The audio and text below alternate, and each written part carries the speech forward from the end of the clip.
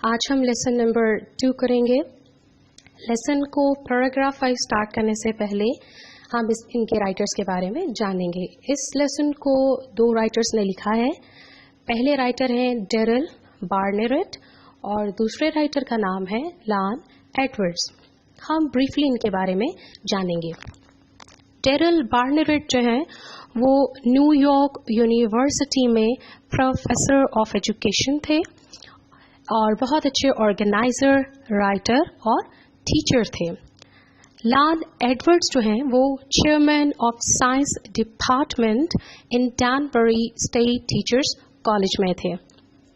इन दोनों ने मिलके साइंस की फील्ड में बहुत काम किया और बड़ा ज़बरदस्त काम किया। The new basic science book का नाम है जो इन दोनों ने लिखी थी। हमारा जो चैप्टर नंबर 2 है या लेसन नंबर 2 है, यूजिंग द साइंटिफिक मेथड। ये द न्यू बेसिक साइंस जो बुक है इसी का एक पोर्शन है, इसी का एक पार्ट है। आज हम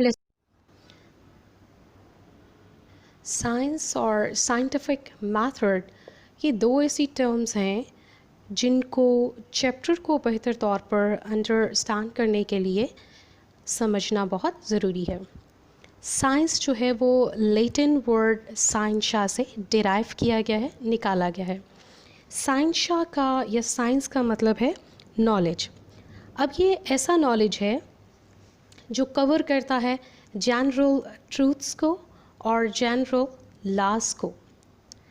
किसी भी चीज़ को अगर कोई शख्स कहे कि मेरा 200% यकीन है, मुझे जो है वो पुख्ता ईमान है मेरा कि ये बात बिल्कुल दुरुस्त है, तो साइंस उस चीज़ को ट्रूथ या लॉज का नाम नहीं दे सकती। ठीक है, तो जर्नल ट्रूथ्स और जर्नल लॉज जो हैं उनको टेस्ट किया जाता है, अप्रूव किया जाता है through scientific method.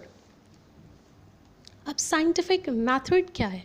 Scientific method एक अमल है जिसमें से कोई भी हाइपोथेसिस या कोई भी ख्याल या कोई भी जो आइडिया है उसको गुजार कर उसमें से उसकी सच्चाई की तलाश करके उसको ट्रूथ या लॉज का नाम दिया जाता है।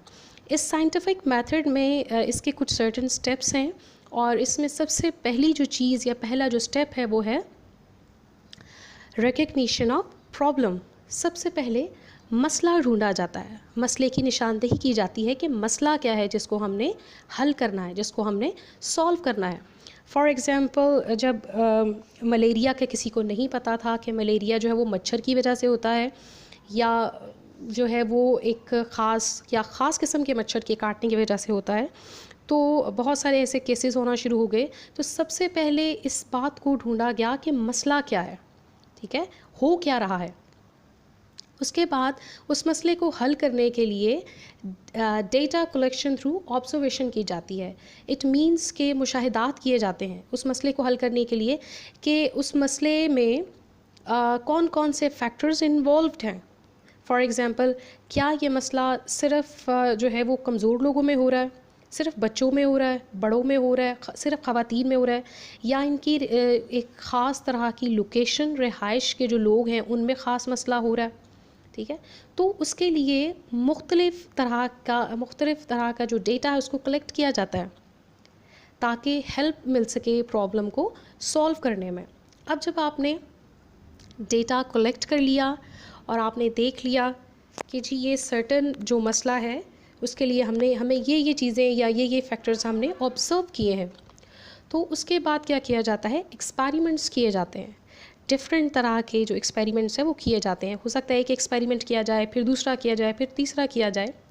तो थ्रू एक्सपेरिमेंट जो बात जो मफरूज़ा हम बनाते हैं या समझते हैं कि मेरा ये ख़्याल है या हम समझते हैं कि ऐसा हो सकता है, इसकी ये सर्टन रीज़न है, तो वो थ्रू एक्सपेरिमेंट या तो वो बात दुरुस्त ज़ाहिर हो जाती है या फिर वो गलत साबित हो जाती है। तो इस तरह से through scientific method general truths या जनरल लॉज को जो है वो सच माना जाता है या उनको दोहराया जाता है और दोबारा से सच की तलाश की जाती है। According to the writers, by using the scientific method इंसान की लिविंग कंडीशंस बहुत इम्प्रूव हुई। رائٹرس نے 4 پوائنٹس مینشن کیے ہیں انسان کی امپرووڈ لیونگ کنڈیشنز کو شو کرنے کے لیے. پہلا جو پوائنٹ ہے وہ ہے بیٹر کنٹرول آف ڈیزیز, دوسرا ہے بیٹر سینیٹری کنڈیشنز, تھرڈ ہے مور فوڈ اینڈ بیٹر فوڈ, اور لاسٹ پوائنٹ ہے بیٹر ایٹیٹیوڈ. ہم ایک ایک کر کے پوائنٹس کو ڈسکس کریں گے. Better control of disease. Writers کہتے ہیں کہ اگر آپ 200 سال پہلے ہوتے تو ایک دن میں 7 بچوں میں سے پیدا ہونے والے شاید آپ ایک بچہ ہوتے جو زندہ رہ جاتا, کیونکہ اس دور میں جو ہی بچہ پیدا ہوتا تو وہ شاید بہت ڈھیر ساری بیماریوں کا شکار ہو جاتا, اور بہت کم ایسے بچے تھے جو بچتے تھے. اور اگر کوئی بچہ جو ہے وہ 6-7 سال کی عمر تک پہنچ بھی گیا ہے تو تب بھی وہ مسلسل کسی نہ کسی بیماری میں مبتلا ہے. اس دور میں وہ شخص کو خوش قسمت سمجھا جاتا تھا جو 30 سال کی عمر کو پہنچ جاتا تھا, لیکن اپنی پیدائش سے لے کے 30 سال تک وہ شخص مسلسل مختلف بیماریوں کے ساتھ جنگ کرتا. کبھی اس کو نزلہ ہے, زکام ہے, بخار ہے, طبیعت ایک ہو گئی, کبھی اس کو ڈائریا ہو گیا, کبھی اس کو جناب کرونا ہو گیا. کرونا تو خیر اس دور میں نہیں تھا, لیکن اس کو کوئی نہ کوئی بیماری جو ہے وہ ہوتی رہتی تھی. اور اس دور میں جو انسان ہے اس کی ایوریج لائف یا زندگی جو ہے وہ بھی بہت کم تھی. میں نے آپ سے پہلے کہا جیسے اگر کوئی شخص 30 سال تک زندہ ہے تو وہ بہت خوش قسمت ہے. لیکن سائنٹیفک میتھڈ کی بدولت, سائنس کی بدولت, اگر ہم آج کے انسان کا کمپیریزن پاسٹ کے انسان کے ساتھ کریں تو آج کا انسان بہت بہتر ہے. آج ہاسپٹل میں اگر بچہ پیدا ہوتا ہے تو اسے اسی جگہ پر محفوظ کر لیا جاتا ہے, اسے تمام بیماریوں سے بچانے کے لیے طریقے یا تدبیریں کی جاتی ہیں. اسی طرح سے 5-6 مہینے تک یا 1-1.5 سال تک اس کو کوئی نہ کوئی ویکسینیشن دی جاتی ہے, گائے بگائے اس کو ٹیکے لگائے جاتے ہیں تاکہ ہر طرح کی وبائی بیماری یا جو بھی بیماریاں ہیں ان سے وہ دور رہ سکے. اور آج انسان کی جو ایوریج لائف ہے وہ بہت بہتر ہے. ہمیں سننے میں آتا ہے ابھی یہ فیس بک پہ ادھر ادھر کسی بھی جگہ پہ آپ جب پوسٹ دیکھتے ہیں کہ یہ خاتون جو ہے وہ 110 سال کی ہو گئی ہیں, یہ جو بوڑھا آدمی ہے وہ 105 سال کا ہے. تو انسان کی زندگی جو ہے وہ لیونگ کنڈیشنز بہتر ہونے کی وجہ سے بڑھ گئی ہے, جبکہ اگر آپ پاسٹ میں دیکھیں تو انسان کی زندگی بہت کم تھی. سیکنڈ پوائنٹ پہ ہم آتے ہیں بیٹر سینیٹری کنڈیشنز. نکاس کا جو انتظام تھا وہ بہت پور تھا. گلیاں چھوٹی چھوٹی, تنگ سی, گندی اور بدبودار تھیں. ٹھیک ہے, گلیوں کے اندر ہی نالیاں بنی ہوئی ہیں اور ان نالیوں میں ہی گند پڑا ہوا ہے. وہی گند جو ہے وہی جا کے پانی میں مکس اپ ہوگا اور وہ پانی جو پینے والا پانی ہے اس میں بھی وہ ملے گا. تو جب آپ پینے والے پانی گندا پی رہے ہیں تو اس سے بھی ڈیفینیٹلی بیماریاں پھیلیں گی اور بہت زیادہ پھیلیں گی. اسی طرح سے لوگ کوڑا کرکٹ جو ہے وہ اٹھا کے ایک جگہ پہ ڈھیر کر دیتے تھے. وہاں پر جو جانور ہیں وہ ان کو کھاتے اور بیمار ہوتے اور مرتے اور ادھر ادھر گندگی جو ہے وہ پھیلتی. اسی طرح سے جو پانی کا انتظام ہے وہ بھی بہت برا تھا. پانی صاف نہیں ہے, لوگ دور دراز سے جا کے جو ہے وہ پانی لا رہے ہیں. ٹھیک ہے, تو پانی کا اس دور میں تو ایسا نہیں تھا کہ جی آپ اپنی ٹینکی میں کچھ گولیاں ڈال دیں اور وہ پانی کو صاف کر دے گا, یا فلٹر والا پانی یوز کریں یا پانی ابال کے یوز کریں. تو یہ تمام جو چیزیں ہیں وہ آج کے دور کی ہیں جو آپ کو سائنس نے بتائی ہیں. تو آج جو سینیٹری کنڈیشنز ہیں وہ بہت بہتر ہیں. آپ دیکھ سکتے ہیں اپنے ارد گرد گلیاں بڑی بڑی سی ہیں, انڈر گراؤنڈ گٹرز ہیں. ٹھیک ہے, پانی کا انتظام بہتر ہے, پانی کے الگ پائپس ہیں اور سینیٹیشن کے لیے بہترین انتظام ہے. تو آج کا انسان جو ہے وہ پاسٹ کے انسان سے بہت بہتر ہے کیونکہ اس کی لیونگ کنڈیشن سائنس نے اچھی کر دی ہیں. تھرڈ پوائنٹ ہے جی ہمارے پاس مور فوڈ اینڈ بیٹر فوڈ. اسی طرح سے اگر ہم 100 سال یا 200 سال پیچھے چلے جائیں تو کھانا جو ہے وہ بہت کم یا لمیٹڈ مقدار میں موجود تھا, اور ایسا نہیں تھا کہ آپ ہر طرح کی چیز جو ہے وہ ہر سیزن میں کھائیں گے جیسا کہ ابھی ہم کرتے ہیں. ٹھیک ہے, آپ کو گرمیوں کے فروٹ اور ویجیٹیبلز جو ہیں وہ سردیوں میں بھی مل جائیں گے اور سردیوں کی جو چیزیں ہیں وہ گرمیوں میں بھی مل جائیں گی. یہاں پر جو تھا صورتحال جو پاسٹ میں تھی وہ آج کی کنڈیشن سے بہتر نہیں تھی. کھانا بھی لمیٹڈ تھا اور اس کی گروتھ بھی لمیٹڈ تھی, کیونکہ اگر کسی فصل کو کسی کراپ کو جو ہے وہ کیڑا لگ گیا تو اس کے لیے کوئی خاص قسم کی پیسٹیسائڈس یا ایسی دوائیاں نہیں تھیں جن سے اس کو بچایا جا سکے. تو قحط کا شکار لوگ ہو جاتے, کھانا بہت کم تھا, اور ایک جگہ کا جو کھانا ہے اس کو دوسری جگہ پر منتقل کرنا بھی بہت مشکل تھا. آج ہم کہتے ہیں جی سندھ کی فلاں چیز جو ہے, فلاں فروٹ جو ہے وہ بہت مشہور ہے, وہ بہت خاص ہے. تو سندھ کا وہ جو ایک اسپیشلٹی ہے وہ آپ کو اپنے شہر میں بھی مل جائے گی, وہ آپ کو کسی صوبے میں بھی مل جائے گی, کیونکہ جو ٹرانسپورٹیشن کا سسٹم ہے وہ بہت اسٹرانگ ہے اور بہت امپرووڈ ہے. اسی طرح سے مچھلی وہ لوگ کھا سکتے تھے جو ساحل سمندر کے قریب رہتے ہیں, جو سمندروں کے دریاؤں کے قریب رہتے تھے. اور آج آپ مچھلی چاہے کسی بھی وقت جائیں, جا کے شاپ سے خرید سکتے ہیں اور آپ کو مل سکتی ہے. جو خوراک اگانے کے طریقہ کار ہیں وہ بہت امپرووڈ ہیں, بہتر ہیں. کھانے کو پرزرو کرنے کا طریقہ کار جو ہے وہ بہترین ہے. کھانے اگر ڈبوں میں بھی بند ہیں, اگر آپ کو مل رہے ہیں جار میں بھی بند ہیں, تو وہ کبھی بھی خراب نہیں ہوں گے. اچار آپ لے لیجئے, کوئی اور کھانا آپ لے لیجئے, تو کسی قسم کا جو کھانا ہے وہ خراب نہیں ہوگا. لیکن پرانے دور میں اس کھانے کو پرزرو کرنا یا زیادہ دیر تک رکھنا جو ہے وہ مشکل تھا. اب یہ سارے جو طریقہ کار ہیں, جو بہتری آئی ہے وہ آپ کی لیونگ کنڈیشنز میں اور فوڈ میں خاص طور پر وہ سائنٹیفک میتھڈ کی وجہ سے ہے.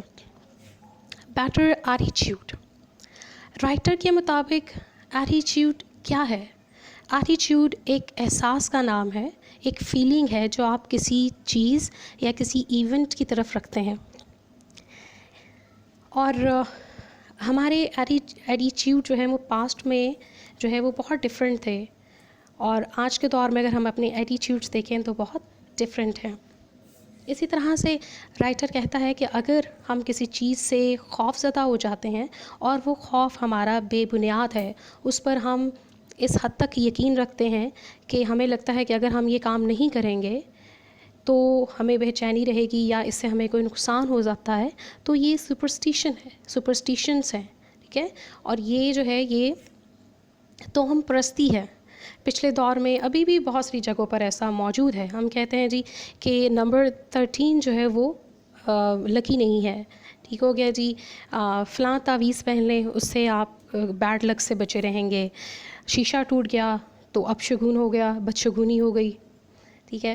اسی طرح سے جو ہے وہ فلاں دن پہ ہم نے فلاں کام نہیں کرنا کیونکہ آج کا دن جو ہے وہ اچھا نہیں ہے, فلاں نمبر میرا لکی ہے. اگر کالی بلی راستہ کاٹ گئی ہے تو ہم نے جو ہے وہ اب کہیں نہیں جانا کیونکہ یہ منحوس ہوتا ہے. تو یہ تمام چیزیں جن پہ ہم اعتقاد رکھتے ہیں کہ وہ منحوس ہیں یا ہمارے لیے اچھی لگ لاتی ہیں, یہ ساری کی ساری توہم پرستی ہے.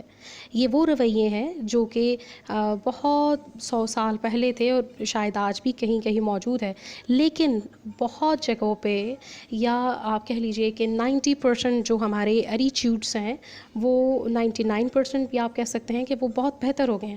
آج کا جو انسان ہے وہ روشن خیال ہے, وہ سمجھ سکتا ہے کہ کالی بلی یا نمبر 13 یا شیشے کا ٹوٹنا کوئی بڑی بات نہیں ہے یا یہ کوئی بھی چیز نہیں ہے, ٹھیک ہے. اور ہم روشن خیال ہیں, ہم ہر چیز کو جو ہے وہ سسٹمیٹیکلی, لاجیکلی اور سائنٹیفکلی سوچتے ہیں. سائنس نے ہمارے دماغ کو ایک پاور دی ہے جس سے ہم ہر چیز کو سوچتے ہیں اور سمجھتے ہیں. اور کوئی بھی اگر واقعہ ہوتا ہے تو اس کو دیکھیے کہ اس کے پیچھے کیا ریزن ہے.